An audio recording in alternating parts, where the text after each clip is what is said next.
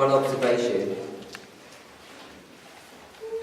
Different countries have their different cultures. Different fellowships have their different ways of doing things. So, if it's your practice in the question and answer session to actually answer your own questions, I don't mind. But normally, people ask the questions from the congregation. The people at the front answer them, as opposed to the congregation picking up the mantle and making their own comments. But it's okay if that's the way you do it here, I don't mind. Okay, I have a question with regards to... Who's the question to? Elder mine. Okay, my question is with regards to sin. If I followed this afternoon or this morning's lesson correctly, at 9:11 in the home life, there is not supposed to be any sin in us or in a particular individual. So my question is, when does sin begin?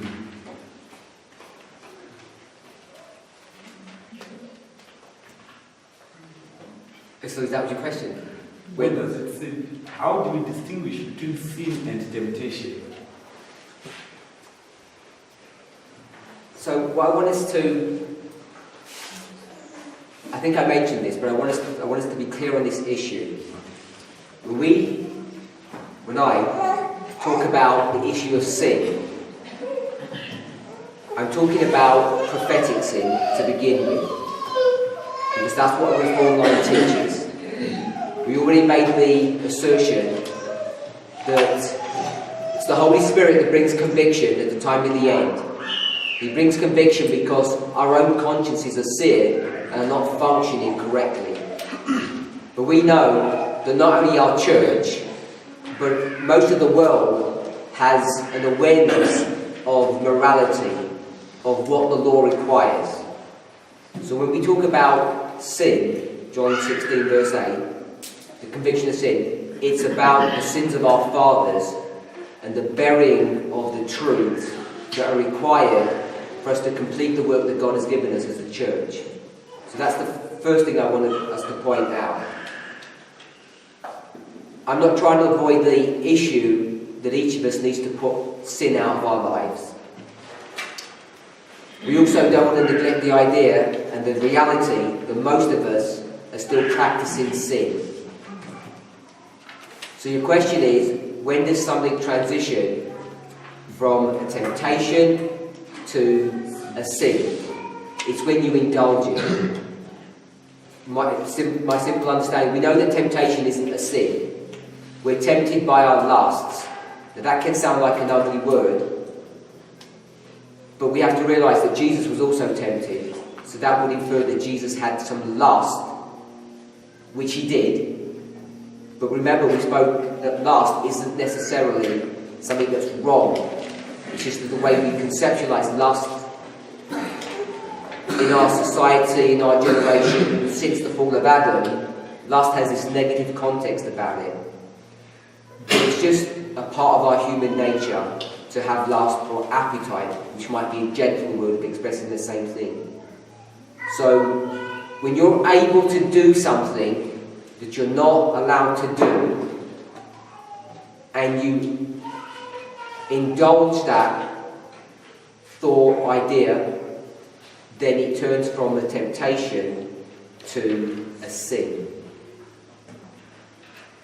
The other thing I want us to be aware of, that when we understand salvation, normally what I would do in a class, if we had the time to do this, and it would take some time, would go through what people's ideas are about how you actually get from being someone who's lost to someone who we would call being saved, and how those steps work out.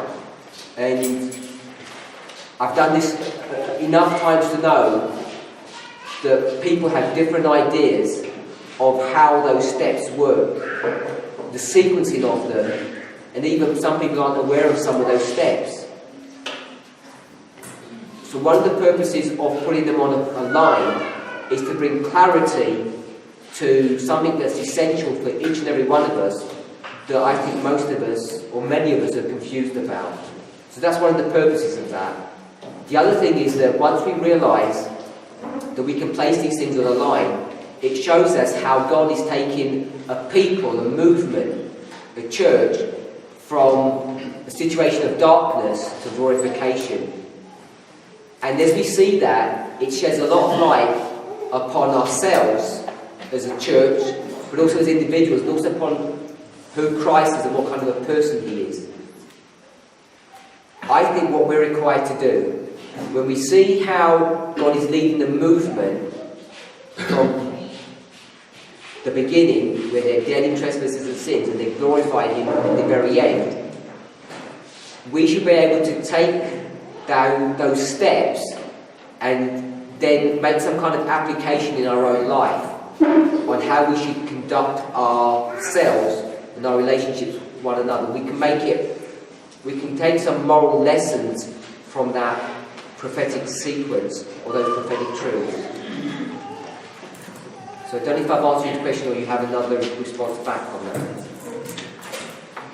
No, I'm answering. My brother. My question is Speak a bit louder, sorry. Who's it for? it's directed to Brother Obey, and then it will spill to Elder Permine. Okay, it's in two parts. And it's in connection with what my brother mentioned in the morning, which is this was that in 1915, Sister White died. Okay, hence the gift of prophecy is removed from the church. And we have to expect it to be restored into the church triumphant at some point. Okay, so my question is there a marked event that you can expect a prophet to be restored to the church? And how it comes to Elder Permine is that is there in connection with what you mentioned in the previous lecture, when you mentioned that at the time of the end, God raises up a man, okay, and if we do a line upon line, okay, we will discover that that man that is raised at each and every time of the end to deliver mercy, okay, is a prophet.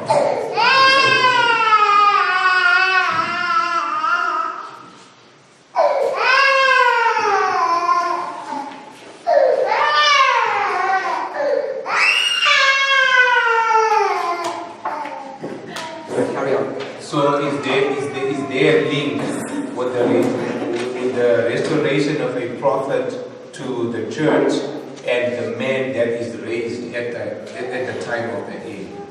That is my question. I don't know if it's clear. Is that's the brother Obey, yeah? Yes. Because Brother Obey mentioned that in his lecture in the morning that 1915, Sister White, when she dies, the gift of prophecy is removed from the church, and then we have to expect it to be restored at some point into the church.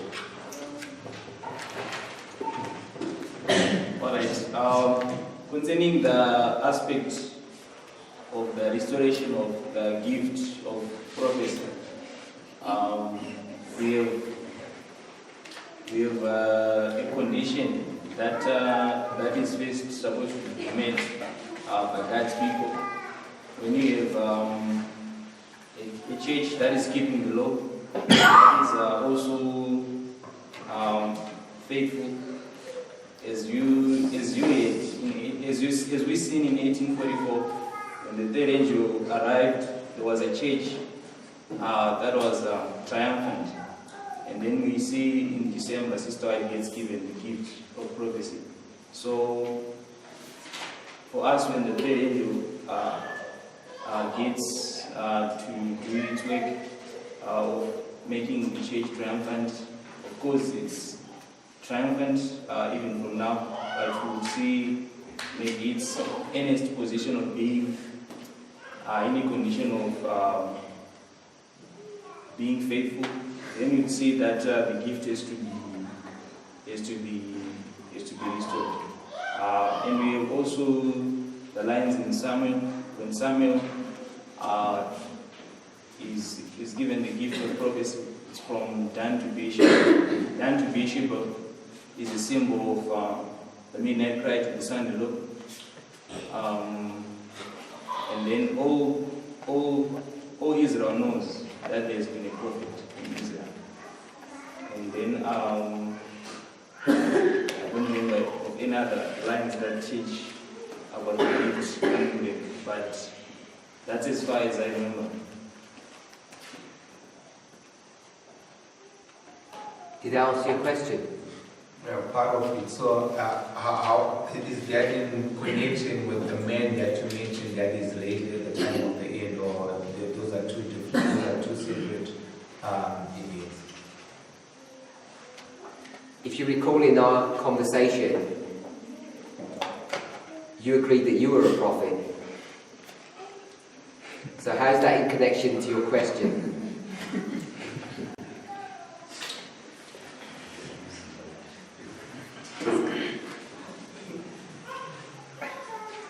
Do you think you're the prophet that's going to be that's been raised up?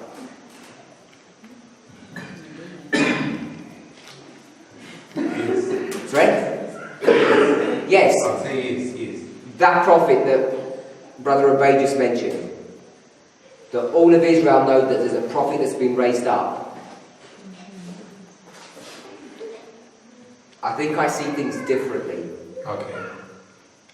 I think that we understand the idea of us being a prophet.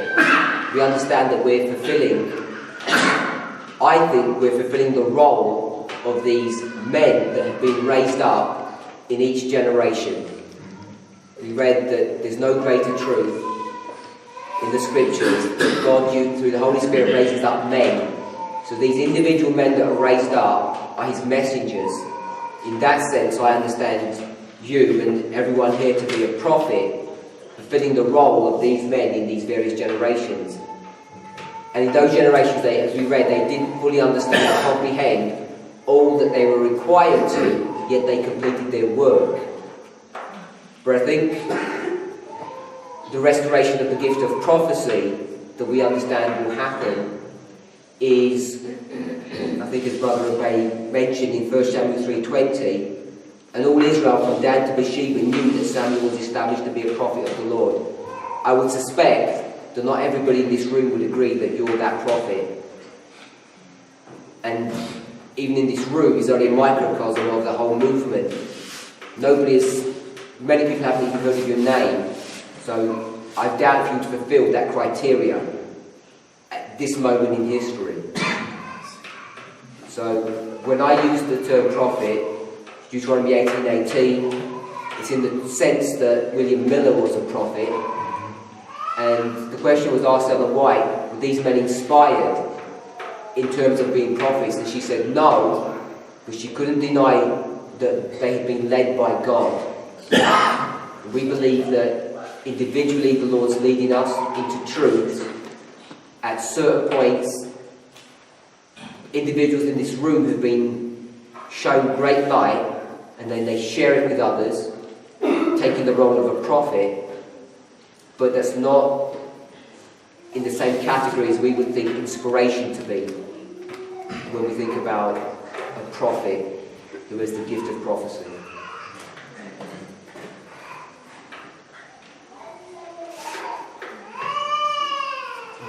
There's a question to you, about the marriage part when you mentioned that it is a boy. Recalling that 1999 celebration we are having with Christ. So if I'm being married with Christ on 9/11, then at midnight, whom am I waiting for? Because Christ is going to meet him at midnight. That's where my probation closes. Okay, so the question is, if you're getting married at 9/11, He didn't quite say, but who you're marrying at midnight. Because, go to Matthew 25, the bridegroom's coming to pick up his bride, then going to the marriage feast at midnight. You can place a marriage at 9/11, but on a different line, in a different context, you would also place the marriage at midnight. So I think it's a different line of truth. I don't think each of those things are denying the truth that you can place marriage at 9/11 or at midnight. Does that answer your question? Well, you can have the cross at 9/11. You can have October 22nd at 9/11. You can also have it at midnight. You're aware of that. So symbols can have more than one meaning. They can be placed at more than one waymark, depending on the application that you're making. So from the point I'm married to quite a man that then at midnight, also the marriage part also at midnight. So if you're going to think about marriage at midnight, then the time before midnight would be a preparation for that marriage, wouldn't it? Yeah, so you wouldn't get married twice. That would be the preparation, but that would be in a different context then.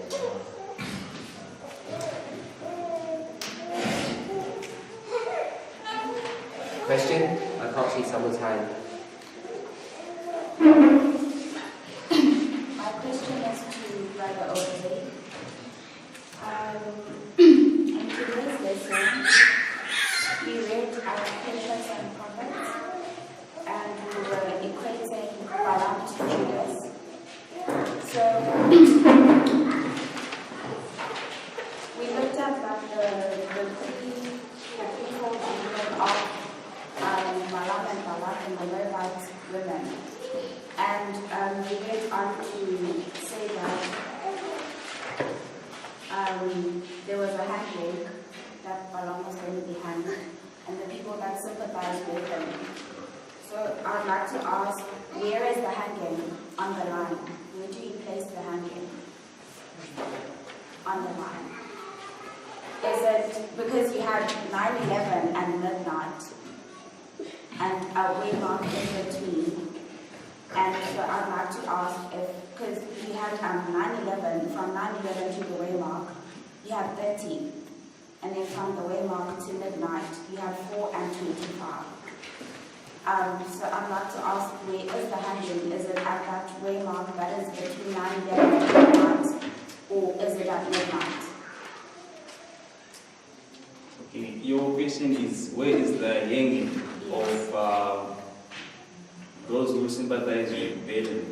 Yes, and Balaam as well, which is Judas.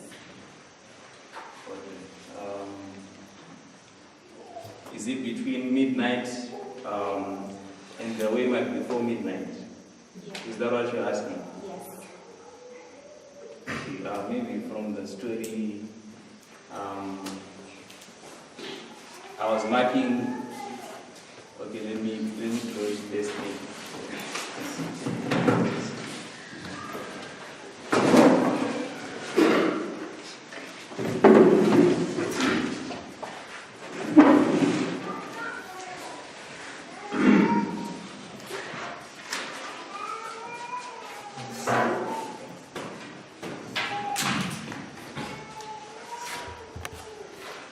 I marked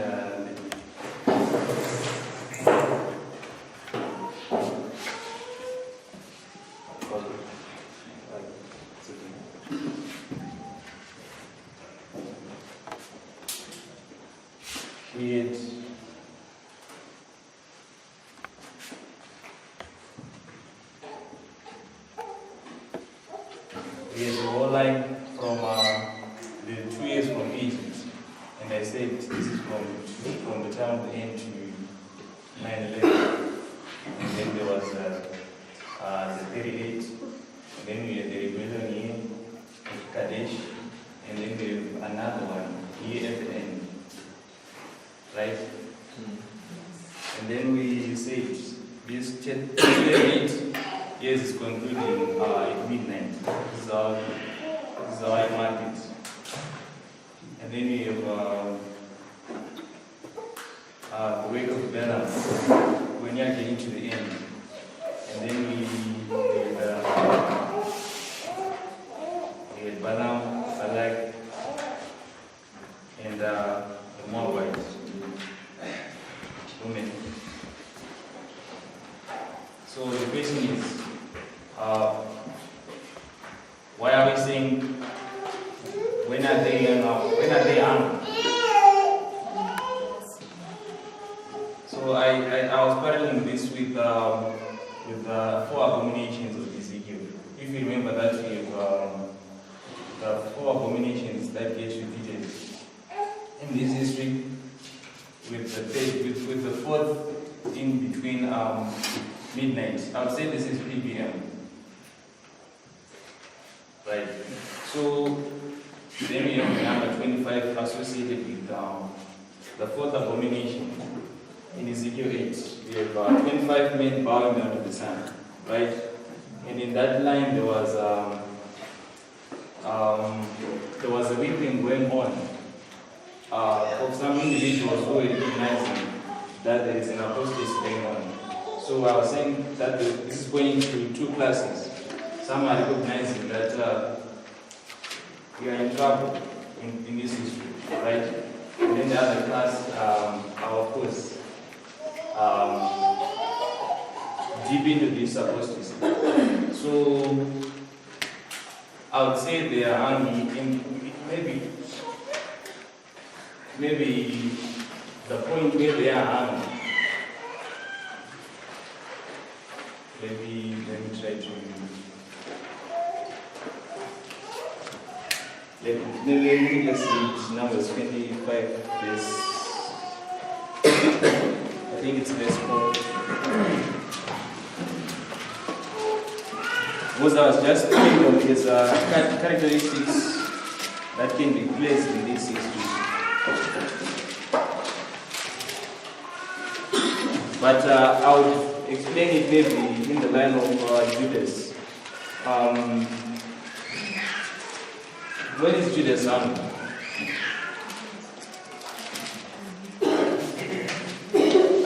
Remember that there is the Passover feast. Let me just do another separate line.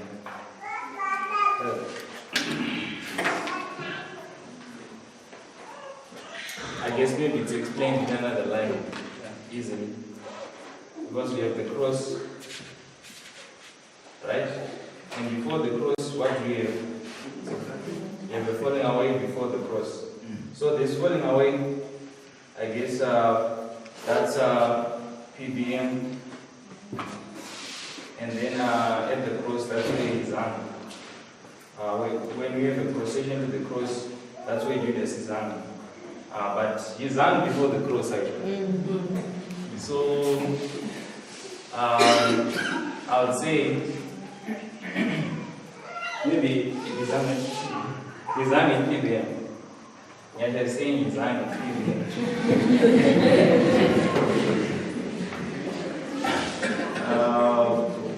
Okay, this is the Passover, if you remember in the line of Judas. The Last Supper, as it is described. It's the Last Supper, and then tomorrow Christ is going to die. This is the previous day. So, but in between, from the Last Supper, before the cross, that's where people witness Judas harm. How can I say it? Judas is actually he's on the ground. So maybe it's in between before you get to the cross. So maybe there's actually a way mark between PBM and midnight, but don't get to that now. Maybe I can just try out.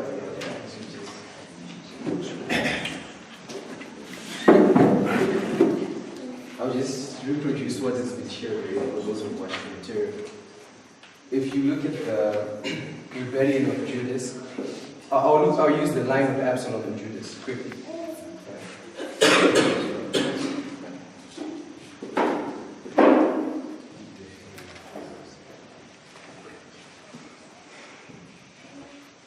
if you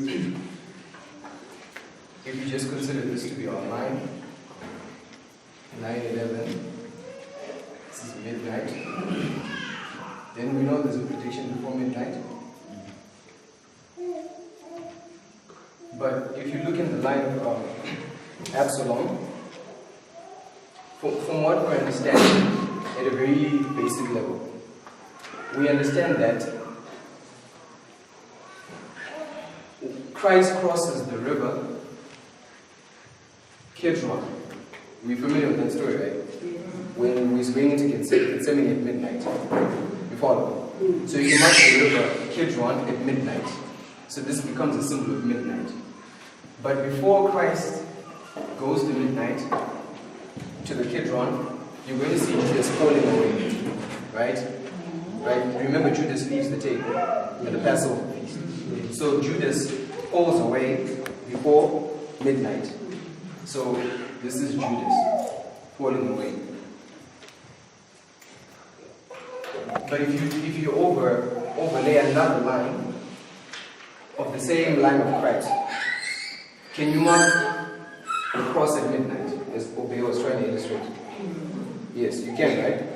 Yes, you can mark the cross at midnight, because the cross isn't it Passover, the slaying of the Passover lamb? Is Christ on the cross at Passover? Yes, so this is midnight. Because can you separate midnight from the celebration of the first Passover in Exodus? Yes, it's all about midnight, right? Yes, so this is the cross. But before the cross, you see Judas hanging on a tree, don't you? Yes, so Judas hangs before the cross. So hang before the cross. And if you consider the recent developments that we've been coming to understand, is that in Millerite history, on May 2nd, Samuel Snow gives a prediction before July 21, which is midnight. You follow? And if you consider what May 2nd was on the Carian calendar, it was actually the 14th day of the first month. Which feast was celebrated on the 14th day of the first month? Passover, right? So this is Passover, 14th day of the first month. The first month. And this was before July 21. And July 21 is midnight, right? Yes. So Samuel Snow gives a prediction before midnight. And the prediction before midnight is Passover. You follow? Therefore, when you're looking at the Passover, lines of the Passover, does Judas fall away at the Passover? Yes, he leaves the table during the Passover feast. So the prediction before midnight is Passover. So you can mark the hanging of Judas or the falling away of Judas at Passover before midnight. I don't know if it's making sense. Yes. And just one last illustration. In the story of David and Absalom, David also crosses the Kidron River, which we're marking at midnight. But before David crosses the Kidron, Absalom gets hung. Because David crosses it twice. But Absalom gets hung, then David crosses the river. So you always see a hanging before midnight. And the waymark that we know is before midnight is Passover, which is the prediction before midnight. I don't know if it's clear.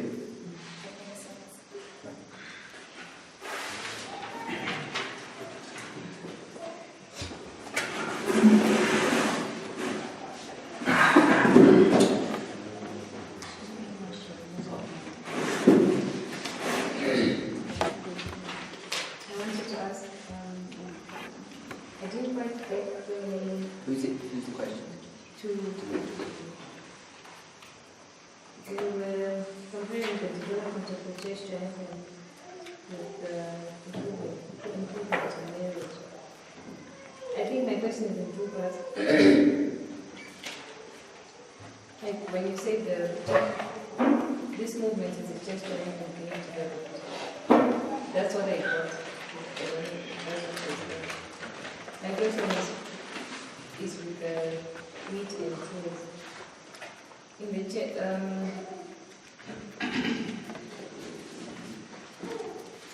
because the other day you said, and I'm still relatively new in this one.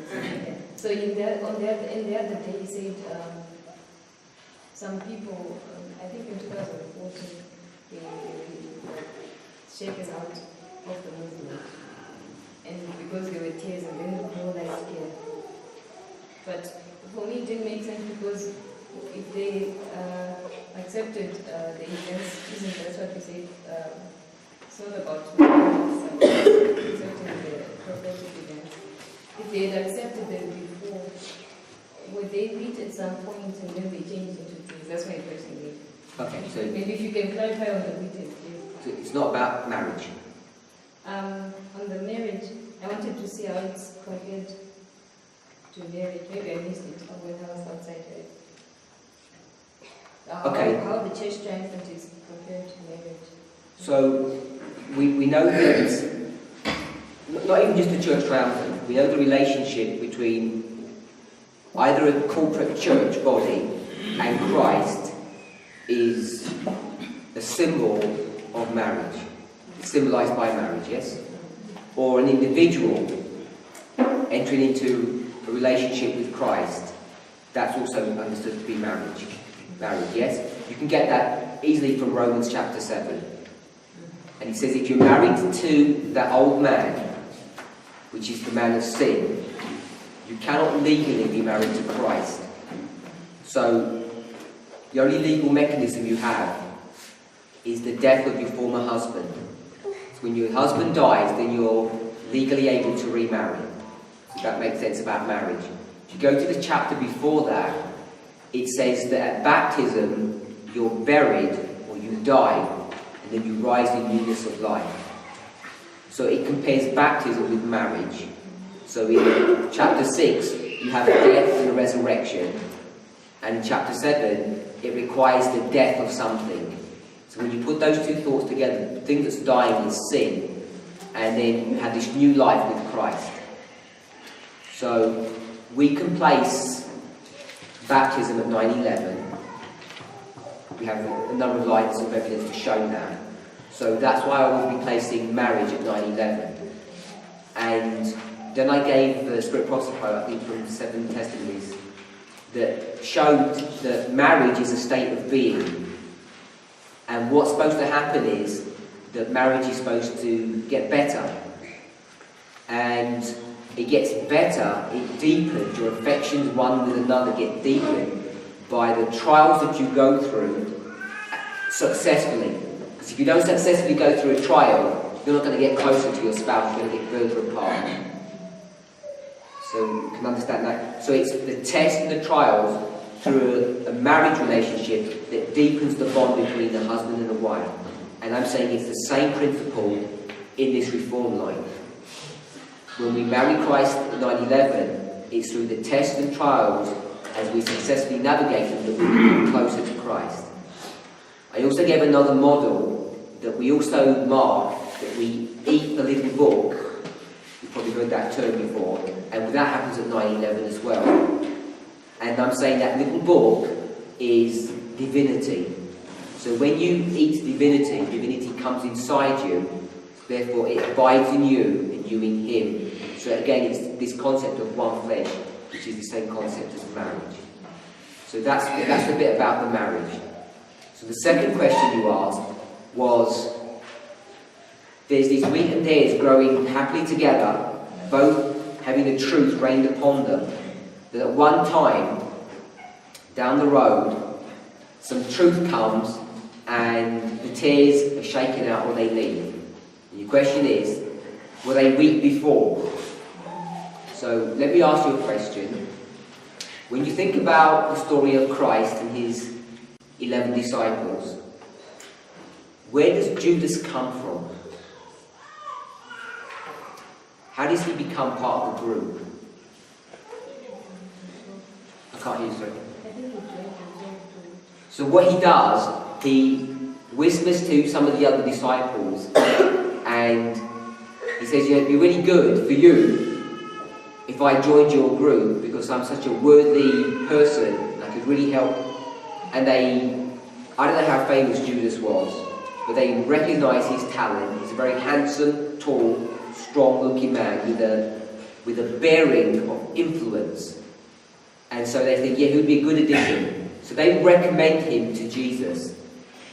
And Jesus repulses him there and then, but he doesn't throw him out. He says, okay, if this is the kind of person you want to bring him in.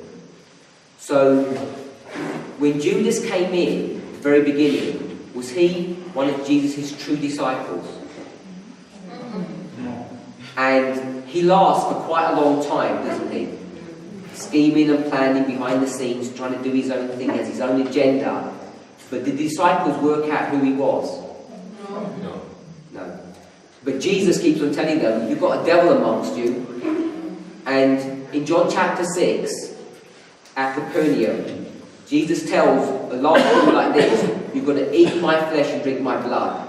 And lots of his disciples leave him. Familiar with that story? Does Judas leave then? No, because that's not a big enough test for him. So he remains because he's still on his own agenda. But it comes to a point where things get so bad, he begins to realise that Jesus isn't going to become a great king. He can't sit on his right hand ruling Israel. So he begins to make a deal with the church for bribery, for money, to say, okay, I'll give Jesus over to you. And then he finally separates, which is the story that the brothers have just shown here. He separates from the table and he dies.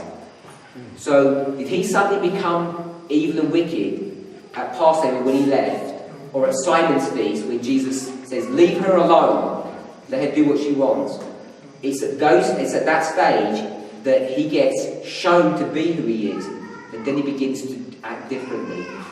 So that's how I understand the tares to be. They can go a long way in the movement until it comes to a test that they don't like, that they won't put up with this test. They put up with all the other ones. They put up with Islam and 25-20. They say, okay, those tests are fine. But this test is not, I don't like this test. And then they begin to reject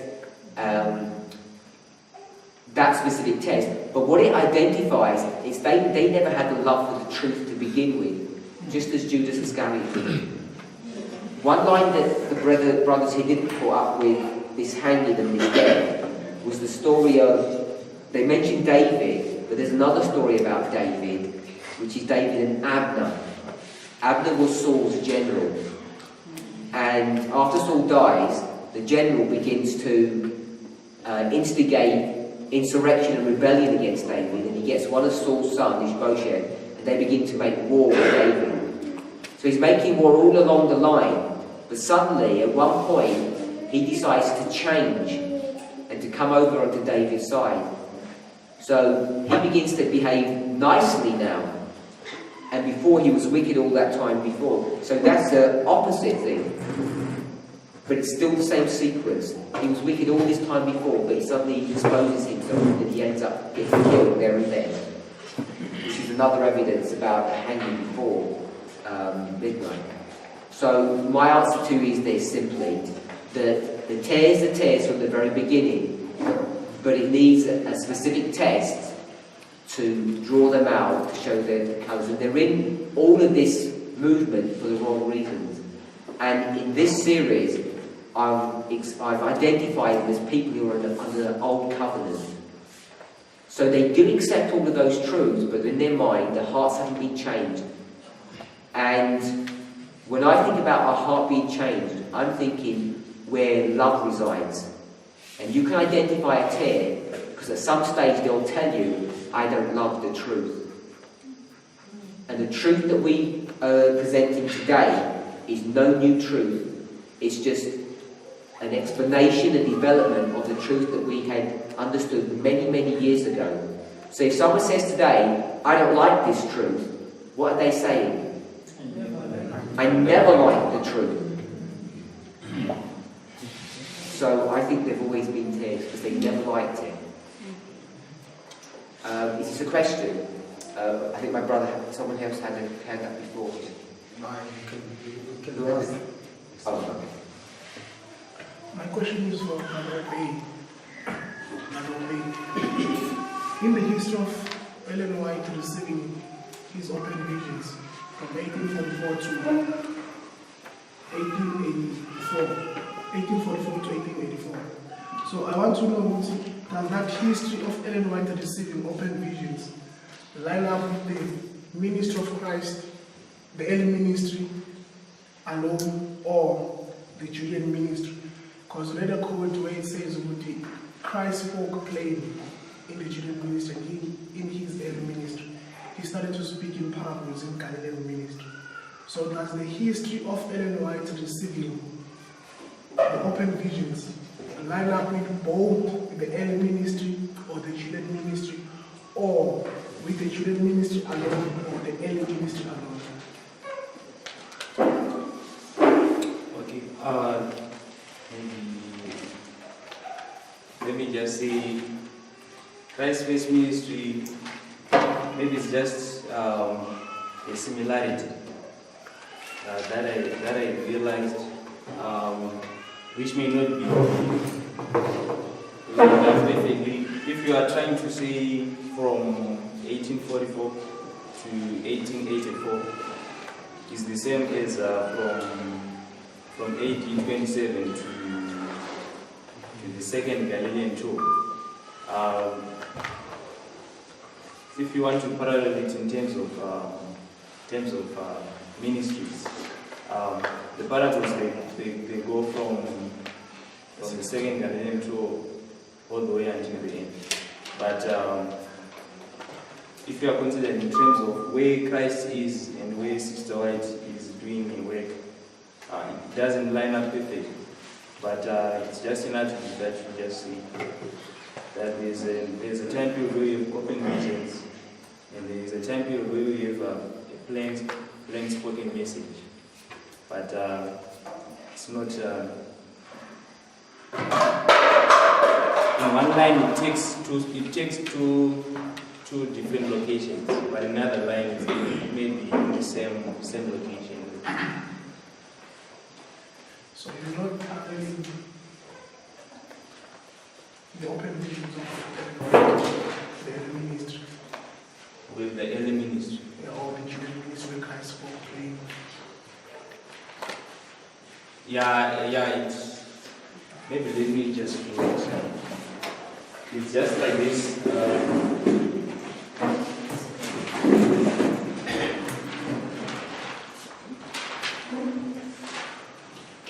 1884.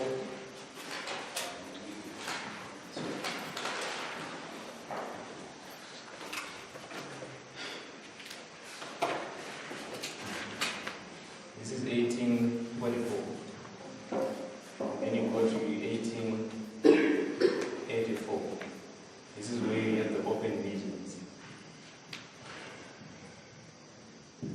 But in 1888, you see a different time period from this time period, right?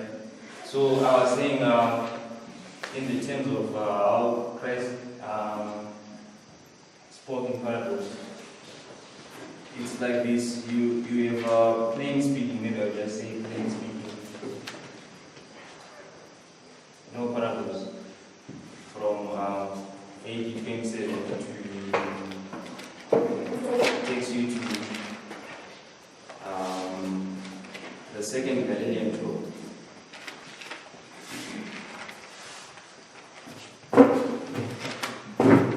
This is where it starts to use parables. If you want to understand it in this way,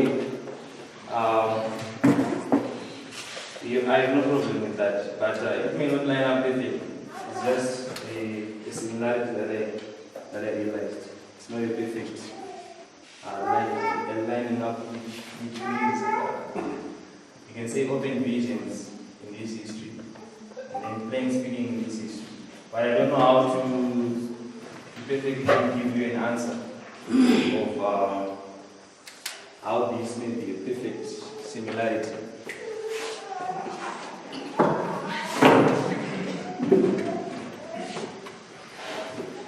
In Second Selected Messages, 118 paragraph 2, it says, when Jesus began his public ministry, he cleansed the temple from its sacrilegious profanation. We normally mark the beginning of Christ's ministry at the cleansing of the temple, which would be the Passover. So I think perhaps your answer would be for the first year while he's in Judea, not the first 6 months, where you would really mark the beginning of his ministry. You probably mark that's where the 40 years would be. Open visions. The question was the open visions, is it 1.5 years or is it 1 year? Is it the 6 months before he enters into Judea, or would it be the 12 months? There's a Spirit prophecy quote that I just read that says he begins his ministry in the spring or the first Passover in AD 28. So you can quite easily line up, you're going to mark the open visions, there you mark it from 28 to 29 in that first year.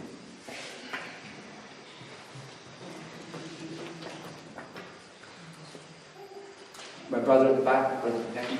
Yes, my question is directed to Brother Domina. I wasn't really answered the last time I asked my question. We're clearly told in the Spirit of Prophecy that we're supposed to reason from cause to effect. That's how we're supposed to view things. Right? Who's the question to? To you. Sorry, I can't hear you very well. Okay, I'm saying that we are clearly told in the Spirit of Prophecy that we're supposed to reason things from cause to effect, right? And so I want to understand the difference between, because you were saying that we don't look at the moral aspect, we use the prophetic narrative to identify the written materials, right? So now I want to understand that how are you able to separate morality from prophecy? And yet if you lay out the events and show people that probation is about to close, they're forced to make sure that their house is in order. That's the moral aspect. Right? So you really can't separate the prophetic narrative from morality, which seems to be what you were suggesting that. So let me ask you a question. Please. Revelation 14, 9-11. The third angel's message. The warning against receiving the mark of the beast. You're familiar with that? What's the subject matter prophetically dealing with? In those verses, where he says there's a warning against receiving the mark of the beast.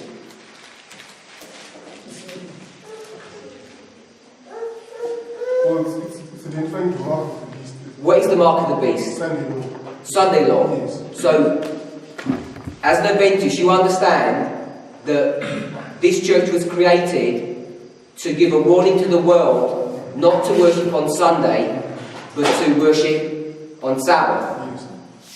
So when that time period comes and we go to the world, how many questions are you going to ask them? Well, do you keep Sunday or do you keep Sabbath? Are you going to ask them any more questions than that? Well, yes, if circumstance so requires. Sorry? If circumstance so requires. So you're going to ask them if they commit adultery as well? Not exactly. Okay, so that's my very point. As an Adventist, each of us understands really clearly that at the end of the world, this church has been raised to give a singular message, the third angel's message. The third angel's message does not deal with lying, cheating, stealing, or adultery, or covetousness. None of those sins. It's only a singular issue, which is the Sunday law issue. And it's a prophetic test that we have to bring to the world. We understand that. And we also understand that the Sabbath is what? It's the sign or the seal of God. And it's a sign, when we use the word sign, it's a sign of what? Of our righteousness, or His righteousness stamped on us. So you know you can't have righteousness without keeping all the commandments. But that's not what our question is. That's not what's being addressed. The only question we'll ever ask anybody in the world at that time period, we won't ask you to eat pork or not. That's not even the test.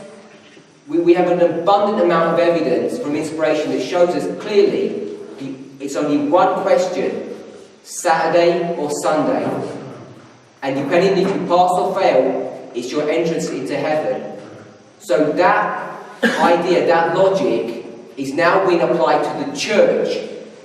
And because the church is fixated on reforms, thinking that there's some kind of salvation in reforms, in good behaviour, we don't like having the same rules applied to us that we're willing to apply to anybody in the world.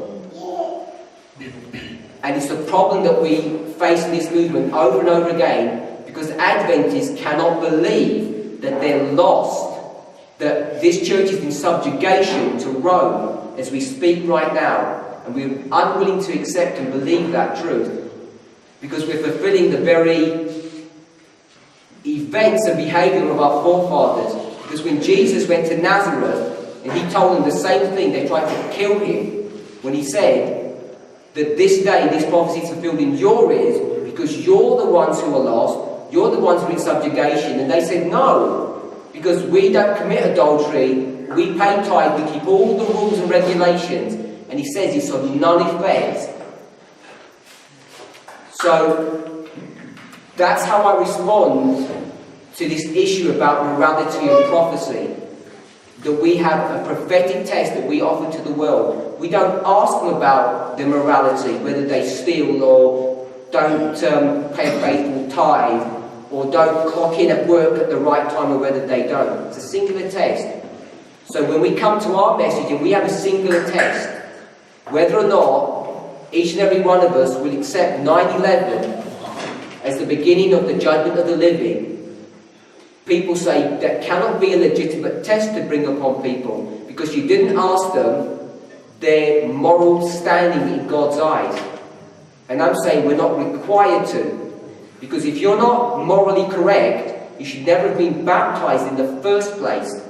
And when you were baptized, you should never have sinned after that. And if you have, you should be on your knees before you ever even come. I'm not speaking to you. I'm speaking generally. I'm not. You should not be in the church. You should have been thrown out. You should have been disciplined if you're committing sin. But we're not, because we have lax rules in this church. This message, if you think about it, is for Adventists. And Adventists are supposed to be keeping the law, but they don't understand prophecy. But this message has to deal with people who are not only not understanding prophecy, but their lives are wrecked because they don't know how to put sin out of their lives. But this message has enough power to deal with both problems. But if we continue to focus along the dead-end roads that the Reformed Adventists do, and I don't mean the movement, I mean conservative Adventism, who thinks that by doing cooking programs and country living programs that is somehow going to correct the faults in this church, they're going down the wrong road. We've been doing that for a long time, and this church is in a sad condition. I've been around conservative Adventists for over 2 decades, and their lives are as dysfunctional as liberal Adventists. There is no saving mechanism of conservative Adventism, or what we would call reforms, or what you might suggest that you just did, morality. It doesn't help. The reform is standard. If you're not keeping law, we shouldn't be here. This is about people who are Adventists. They're supposed to be baptized, paid up members of the church. We're talking about these people are clueless about their prophetic understanding. So that's why we don't address morality. But I do use morality as a framework to explain some of these prophetic concepts. It's not that I'm trying to skirt the issue of morality. You know, we could do a nice series on morality, and people get really offended really quickly when we do that. And, you know, I've been to enough programs and participated in them and given them to know that it doesn't really work. It's not a message that captivates and holds people when you start dealing about reforms. Because most people get offended when you start attacking what they put on their plate, when you attack how they dress, how they look, how they conduct themselves. God has designed a different way. It's a way that's charming and draws people in. And I'm convinced from personal experience and by observation that it has power to change people's moral lives. It really does.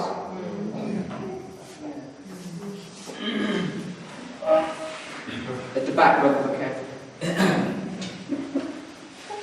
This is directed to Elder Paminda.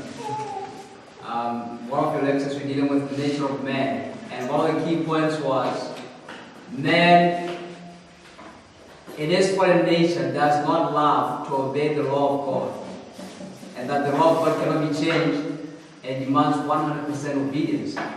And you say that it was the Lord's way to make us love to keep the law. And you say same way husbands are to make their wives to love and keep their rules. So how does that look in terms of, first of all, how does God make us love to keep the law? And what would be the equivalent of that in a literal marriage setup? How does that look like?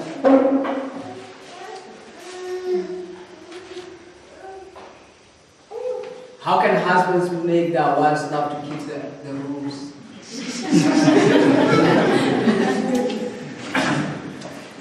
I think I should get some of the sisters to answer that question. I'm gonna sidestep that second part of the question for the moment because I think we've got some nice proposed approach to try to address that issue. But your first question is, how does Christ make you love to keep law? And I don't think I have the answer. I don't know if anybody does. It's the mystery of godliness. But I can explain to you the mechanics of how that works and how we should go through the process of having that thing happen. That I can do. But how he actually accomplishes that work, I don't know. It's like each of us has to taste and see that the Lord is good. Now I can tell you what it tastes like, but it doesn't mean you can experience it. So experience is the personal thing that each of us has to go through. And I can pass you a portion of food that I eat, and you can experience it, but you have to experience it yourself. So I don't know how that mysterious piece of information works, but the mechanics of it, I think I have I don't know, I can't say it's the definitive answer, but I have an explanation of how I think that process works. But the mysterious bit, I think, is the mystery. It's the mystery of godliness. In the same way, we can't explain what sin is. I mean,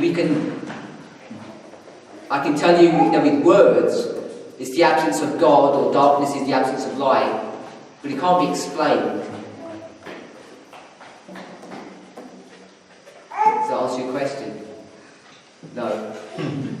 What about a husband? Take it down to the... How does the husband? Literal, yeah. I think what do you suggest? The problem with husbands is that they become dictators and they become demanding and they don't share their throne with their wives. They don't give them room to make mistakes. They don't let them express themselves.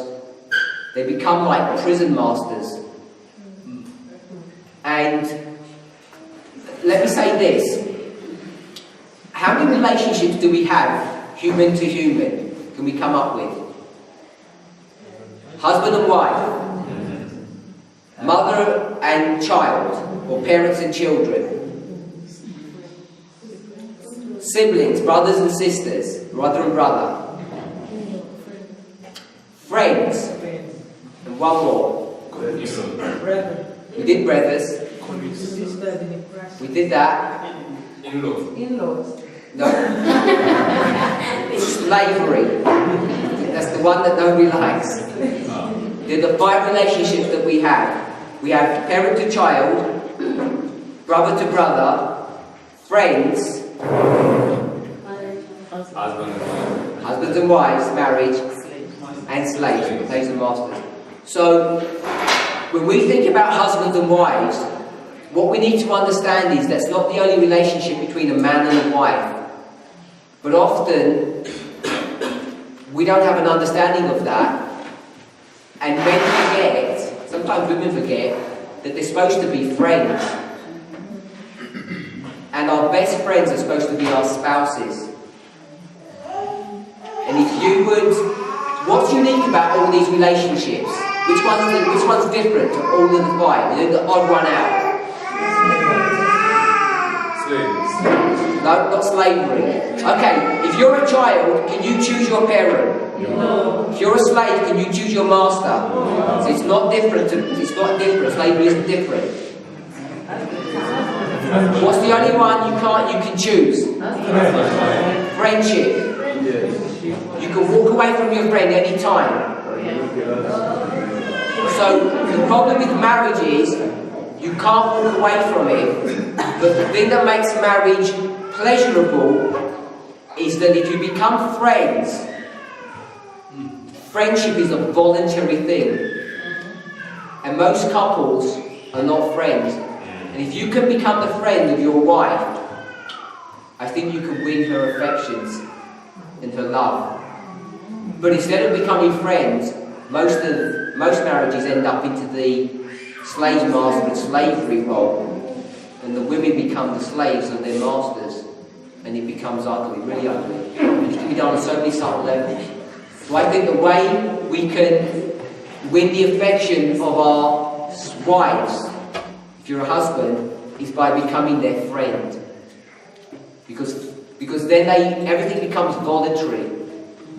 If you're actually divorced and separated, and say, okay, let's not be husband and wife, let's just be friends, you could see that your relationship would be much stronger, much better. I'm not advocating divorce, I'm just making the point. Switch relationship from husband and wife, which has a wrong connotation about it, especially in some cultures. I don't know about your culture, but in many cultures it has a wrong emphasis about headship and all the bad things that it has associated with it. If we became friends, you'd win the affection. You know, when you have friends, you want to be with them, you want to spend time with them. We've all got friends. In fact, most women who are married, they prefer their time with their friends than they do with their husbands. Because they speak about things that they have in common, they enjoy their time together. So, I don't know if That's a good answer. answers, okay, amen.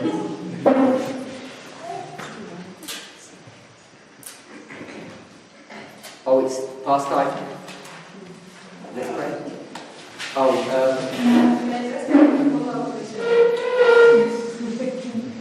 morality, so then what do we do with all those testimonies that, for instance, Sister White is commenting on how Brother Winnie actually, isn't she addressing their morality? Where do you draw the line maybe? I haven't really understood the issue of morality and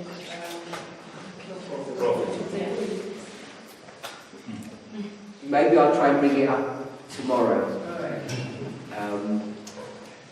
So let's close in prayer. I won't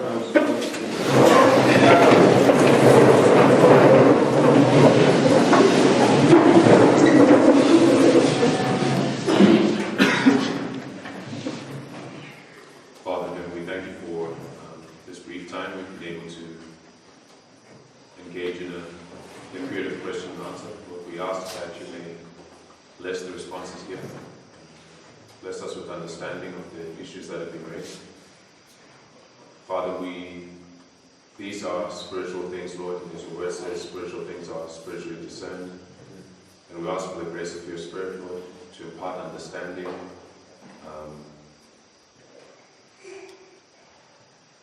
to clear, Lord, the misconceptions, long-held ideas and opinions which sometimes prevent us from rightly comprehending the truth. Lord, may we all come away with a better understanding of this message. Most importantly, a better personal understanding, a better understanding of present duty as it relates to us individually. Please bless us now as we part for the evening. Grant us a good night's rest and your blessing in the new day. For we ask in Jesus' name.